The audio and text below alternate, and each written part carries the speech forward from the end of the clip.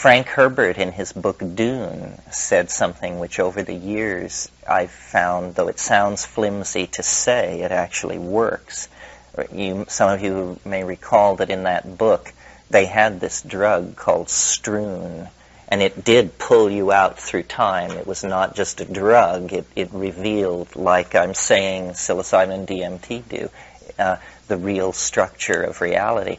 And in there, they discuss what do you do about the fear that comes with the gigantic, awesome dimensions of this vision. And he says, or someone tells the main character, fear is like a wind, and it blows through the mind. And what you must do is you must wait. And it cannot sustain itself unless you give it an object.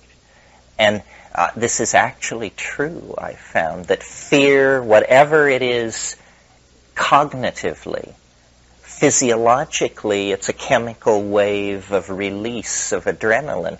And what you do is you just sit and watch it come like a bell curve and then recede, and then you're still on the surface of the ocean and the power of it has been defeated.